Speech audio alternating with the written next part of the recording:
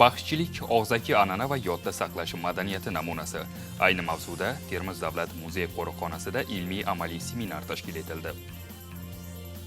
Baxshichilik o'zbek xalqining boy, madaniy va ma'naviy meroslarini ifodalovchi noyob san'at turlaridan biri. Bu san'at og'zaki an'analar asosida shakllangan, avloddan avlodga uzluksiz tarzda yodda saqlab kelingan og'zaki rivoyatlar, dostonlar orqali yetkazilgan. Ayni shu jihat Termiz davlat muzey qo'riqxonasida tashkil etilgan ilmiy-amaliy seminar davomida ta'kidlab o'tildi.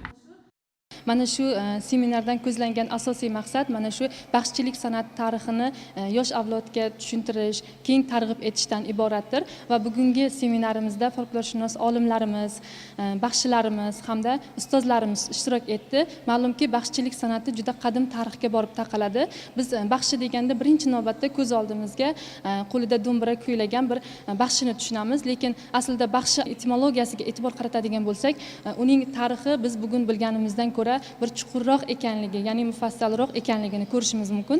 Masalan, bundan 2,5 ming yil avval qo'llanila boshlagan baxshi atamasi dastlab kohin ma'nosida, ustod ma'nosida va bir qancha ma'nolarda ham qo'llanilgan. Seminarni tashkil etishdan asosiy maqsad baxshichilik san'atining og'zaki an'ana va yodda saqlash madaniyati asosida shakllangan bebaho meros sifatidagi ahamiyatini yoritish, uning avloddan avlodga og'zaki tarzda yetkazilish uslublarini o'rganish hamda yosh avlod ongiga ushbu san'at orqali milliy o'zlik va madaniy xotirani singdirish kabilarni o'z ichiga oladi. Shuningdek, baxshichilik an'analarini saqlash, rivojlantirish va keng jamoatchilikka yetkazish orqali YuNESKOning nomoddiy madaniy meroslaridan birini asrash tamoyillari bugungi kunda muhimdir.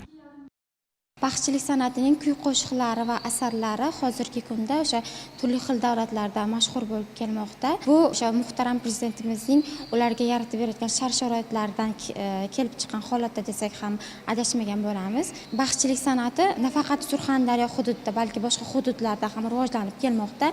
Aynan Surxondaryo hududida ustoz va shogird an'analari o'z urfida saqlanib qolmoqda va undan tashqari o'sha Termiz davlat muzey qo'riqxonasida ham ustoz va shogird an'analar saqlangan holatda ekspozitsiya zalimiz tashkil etilgan. Bilamizki, xalq dostonlarini o'z yodida saqlagan baxshilar turli marosimlar, bayramlar va yig'inlarda uni yuksak badiiy mahorat bilan kuylab xalq qalbida joy etgan.